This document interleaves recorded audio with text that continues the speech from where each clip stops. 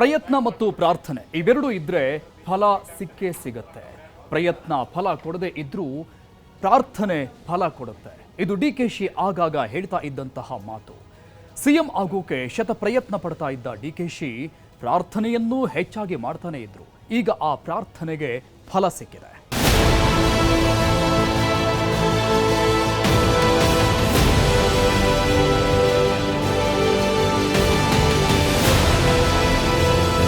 ಸುತ್ತದ ದೇವಸ್ಥಾನವಿಲ್ಲ, ಮಾಡಿಸದ ಪೂಜೆ ಇಲ್ಲ, ಹೊರದ ಹರಕೆ ಇಲ್ಲ. ಎಲ್ಲೇ ಹೋದ್ರು ಅಲ್ಲಿರೋ ದೇವಸ್ಥಾನಕ್ಕೆ ಡಿಕೆಶಿ ಹೋಗ್ತಾ ಇದ್ರು. ದೇವರೇ ನನ್ನನ್ನು ಸಿಎಂ ಮಾಡಿಸುವಂತ ಪ್ರಾರ್ಥನೆ ಮಾಡ್ತಾ ಇದ್ರು. ಯಾವುದೇ ದೇವಸ್ಥಾನಕ್ಕೆ ಹೋದ್ರು ಪೂಜೆ, ವಿಶೇಷ ಪೂಜೆ ಅಂತ ಮಾಡಿಸ್ತಾ ಇದ್ದು ಯಾವತ್ತೂ ಪ್ರಾರ್ಥನೆ ಮಾಡುವುದನ್ನ ನಿಲ್ಲಿಸಲೇ ಇಲ್ಲ. ಹಲವಾರು ಪ್ರಾರ್ಥನೆಗಳು ವಿಫಲವಾದ್ರು ಪ್ರಾರ್ಥನೆಯ ಮೇಲೆ ಡಿಕೆಶಿಗೆ ಇದ್ದ ನಂಬಿಕೆ ಕಡಿಮೆಯಾಗಲೇ ಇಲ್ಲ. ಆ ನಂಬಿಕೆಗೆ ಈಗ ಉತ್ತರ ಸಿಕ್ಕಿದೆ. ಡಿಕೆ ಪ್ರಾರ್ಥನೆ ಫಲಿಸಿದೆ. ಡಿಕೆಶಿಯೇ ಹೇಳ್ತಾ ಇದ್ದಂತೆ ಪ್ರಯತ್ನ ಮತ್ತು ಪ್ರಾರ್ಥನೆ ಸಫಲವಾಗಿದೆ. ನೋಡ್ರಿ, ನಾನು ಒಂದು ಮಾತು ಹೇಳ್ತಾ ಇದ್ದೀನಿ. ಪ್ರಯತ್ನ ವಿಫಲ ಆದರೂ ಪ್ರಾರ್ಥನೆ ವಿಫಲ ಆಗುವುದಿಲ್ಲ ಅನ್ನೋದು ನನ್ನ ನಂಬಿಕೆ. ನನಗೇನೇನು ಬೇಕೋ ಪ್ರಾರ್ಥನೆ ಮಾಡಿದ್ದೇನೆ. ಫಲಿಸಿತು ಪ್ರಾರ್ಥನೆ, ಕೈ ಬಿಡದ ಡಿಕೆ ನಂಬಿಕೆ.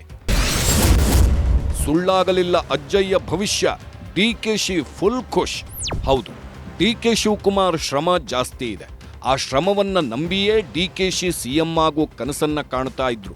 ನಾನು ಮಾಡಿದ ಕೆಲಸಕ್ಕೆ ನಂಗೆ ಕೂಲಿ ಕೊಡಿ ಅಂತ ನೇರವಾಗಿ ಸಿಎಂ ಹುದ್ದೆಯನ್ನ ಡಿಕೆಶಿ ಬಯಸ್ತಾ ಇದ್ರು. ಹಲವಾರು ಬಾರಿ ದಿಲ್ಲಿಗೆ ಹೋಗಿ ಅಲ್ಲಿ ಹೈಕಮಾಂಡ್ ಅನ್ನ ಭೇಟಿ ಮಾಡಿ ಸಿಎಂ ಹಕ್ಕೊತ್ತಾಯವನ್ನ ಮಂಡಿಸ್ತಾ ಇದ್ರು. ಆದ್ರೆ ಅದರಿಂದ ಯಾವ ಉಪಯೋಗ ಆಗಲೇ ಇಲ್ಲ. ಹೈಕಮಾಂಡ್ ಅನ್ನ ನಂಬಿಕೂರದ ಡಿಕೆಶಿ ಹೈಕಮಾಂಡ್ಗಿಂತ ಹೆಚ್ಚು ನಂಬಿಕೆ ಇಟ್ಟಿದ್ದು ಪ್ರಾರ್ಥನೆ ಮತ್ತು ಪ್ರಯತ್ನಗಳಲ್ಲಿ. ಹೌದು, ಯಾರು ಏನೇ ಅಂದ್ರು ಪ್ರಾರ್ಥನೆ ಮತ್ತು ಪ್ರಯತ್ನಗಳನ್ನ ಬಿಡದ ಡಿಕೆಶಿ ಸತತವಾಗಿ ಪ್ರಾರ್ಥನೆ ಮತ್ತು ಪ್ರಯತ್ನ ಮಾಡಿದ್ರು. ಈಗ ಪ್ರಾರ್ಥನೆ ಮತ್ತು ಪ್ರಯತ್ನ ಫಲಿಸಿದ್ದು ಆ ಪ್ರಾರ್ಥನೆ ಡಿಕೆಶಿಯನ್ನ ಸಿಎಂ ಕುರ್ಚಿ ಬಳಿಗೆ ತಂದು ನಿಲ್ಲಿಸಿದೆ. ಬಹುಮತ ಪಡೆದಾಗ, ಕುರ್ಚಿಗೆ ಹತ್ತಿರವಾದಾಗ, ಅದು 2023 ಮೇ 13 ವಿಧಾನಸಭಾ ಚುನಾವಣೆಯ ರಿಸಲ್ಟ್ ಅನೌನ್ಸ್ ಆಗಿತ್ತು. ಬಿಜೆಪಿ ಮತ್ತು ಜೆಡಿಎಸ್ ಧೂಳಿಪಟವಾಗಿ ಕಾಂಗ್ರೆಸ್ ಭರ್ಜರಿ ಬಹುಮತ ಪಡೆದಿತ್ತು. ರಿಸಲ್ಟ್ ನೋಡಿದ್ದ ಡಿಕೆಶಿ ನೇರವಾಗಿ ತುಮಕೂರಿನ ನೊಣವಿನಕೆರೆ ಅಜ್ಜಯ್ಯನ ದೇವಸ್ಥಾನಕ್ಕೆ ಹೋದ್ರು. ಪ್ರಾರ್ಥನೆ ಮಾಡಿದ್ರು, ವಿಶೇಷ ಪೂಜೆ ಸಲ್ಲಿಸಿದ್ರು. ಇದೆಲ್ಲ ಆಗಿ 3 ವರ್ಷವಾಗಿದೆ. 3 ವರ್ಷದ ನಂತರ ಡಿಕೆಶಿಗೆ ಸಿಎಂ ಕುರ್ಚಿ ಒಲಿದಿದೆ. ಸಿಎಂ ಕುರ್ಚಿ ಕನ್ಫರ್ಮ್ ಆಗ್ತಾ ಇದ್ದಂತೆ ಡಿಕೆಶಿ ಮತ್ತೆ ಅದೇ ದೇವಾಲಯಕ್ಕೆ ಹೋಗ್ತಾರೆ ಅಂತ ಹೇಳಲಾಗ್ತಿದೆ. ಯಾಕೆ ಗೊತ್ತಾ? ಪ್ರಮಾಣ ವಚನದ ಡೇಟ್ ಟೈಮ್ ಫಿಕ್ಸ್ ಮಾಡುವುದಕ್ಕೆ. ನೊಣವಿನಕೆರೆ ದೇವಾಲಯ ಡಿಕೆಶಿಗೆ ತುಂಬಾ ಆಪ್ತ ದೇವಾಲಯ. ಯಾವುದೇ ಮಹತ್ತರ ಕಾರ್ಯ ಮಾಡಬೇಕಂದ್ರೂ ಡಿಕೆಶಿ ನೊಣವಿನಕೆರೆ ಅಜ್ಜಯ್ಯನ ಮಠಕ್ಕೆ ಹೋಗಿ ಅಲ್ಲಿ ಆಶೀರ್ವಾದ ತಗೊಂಡ ನಂತರ ಕೆಲಸ ಆರಂಭಿಸ್ತಾ ಇದ್ರು. ಈಗಲೂ ಅಷ್ಟೇ. ಸೋಮವಾರ ದಿಲ್ಲಿಗೆ ಹೋಗೋದಕ್ಕೂ ಮುನ್ನ ಡಿಕೆಶಿ ನೊಣವಿನಕೆರೆ ಅಜ್ಜಯ್ಯನ ದೇವಸ್ಥಾನಕ್ಕೆ ಹೋಗಿ ಬಂದಿದ್ರು. ದಿಲ್ಲಿಯಲ್ಲಿ ಎಲ್ಲ ಒಳ್ಳೆಯದೇ ಆಗಲಿ ಅಂತ ಅಜ್ಜಯ್ಯನಲ್ಲಿ ಪ್ರಾರ್ಥನೆ ಸಲ್ಲಿಸಿದ್ರು. ಆನಂತರ ದಿಲ್ಲಿ ಫ್ಲೈಟ್ ಹತ್ತಿದ ಡಿಕೆಶಿ ಪ್ರಾರ್ಥನೆ ಕೊನೆಗೂ ಫಲಿಸಿದೆ. ನೊಣವಿನಕೆರೆ ಡಿಕೆಶಿ ರಾಜಕೀಯದ ಒಂದು ಭಾಗ. ಈ ಮಠಕ್ಕೆ ಸುಮಾರು 500 ವರ್ಷಗಳ ಇತಿಹಾಸವಿದ್ದು ಡಿಕೆಶಿ ಪ್ರತಿಯೊಂದು ಮುಖ್ಯವಾದ ಕೆಲಸ ಮಾಡುವಾಗಲೂ ಅಜ್ಜಯ್ಯನವರ ಅನುಮತಿ ಪಡೆದೇ ಮುಂದಿನ ಹೆಜ್ಜೆ ಇಡುತ್ತಾರೆ. 2023 ಚುನಾವಣೆ ಟೈಮಲ್ಲಂತೂ ನಾಮಪತ್ರ ಸಲ್ಲಿಸುವಾಗ, ಪಕ್ಷದ ಅಭ್ಯರ್ಥಿಗಳಿಗೆ ಬಿ ಫಾರಂ ನೀಡುವಾಗ, ಹೀಗೆ ಎಲ್ಲ ಕೆಲಸಗಳಿಗೂ ಮುಂಚೆ ಅಜ್ಜಯ್ಯನವರ ಆಶೀರ್ವಾದ ಪಡೆದೇ ಡಿಕೆಶಿ ಮುಂದಿನ ಕೆಲಸ ಮಾಡ್ತಾ ಇದ್ರು.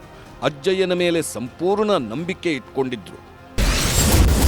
ಫೆಬ್ರವರಿಯಲ್ಲಿ ದಿಲ್ಲಿಗೆ ಹೋಗೋ ಮುನ್ನ ಅಜ್ಜಯ್ಯನ ಆಶೀರ್ವಾದ. 2026ಕ್ಕೆ ಪವರ್ ಶೇರಿಂಗ್ ಅಂತ ಮೊದಲೇ ಡಿಸೈಡ್ ಆಗಿತ್ತು.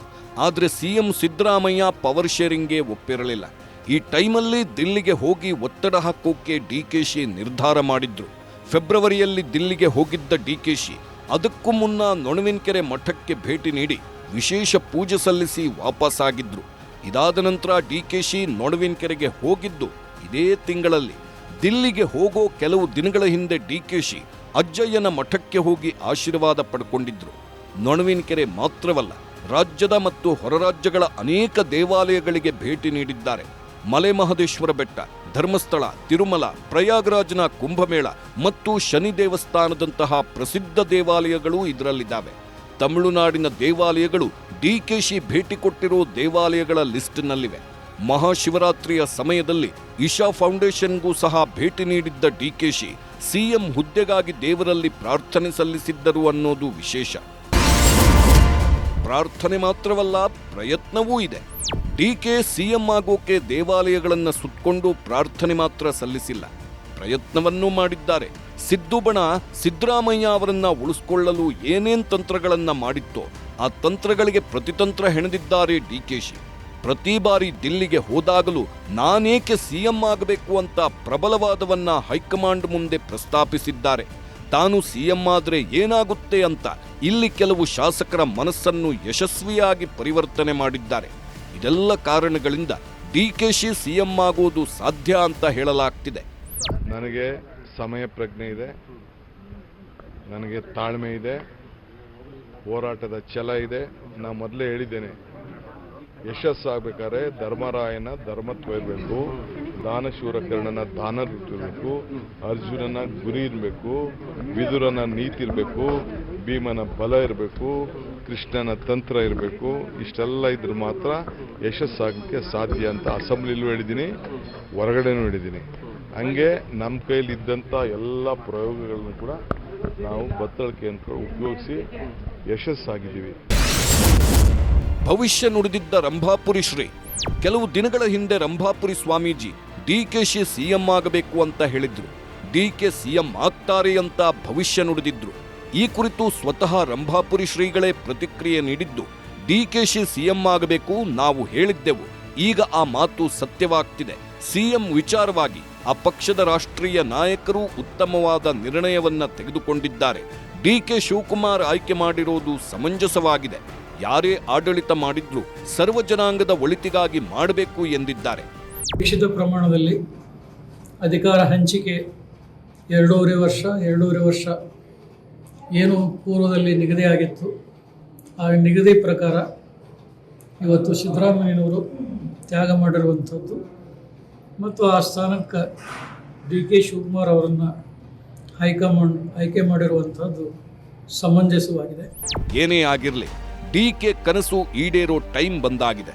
ಒಂದು ಕಡೆ ಡಿಕೆ ಶಿವಕುಮಾರ್ ಪಟ್ಟಾಭಿಷೇಕಕ್ಕೆ ಭರ್ಜರಿ ತಯಾರಿ ನಡೆದಿದೆ.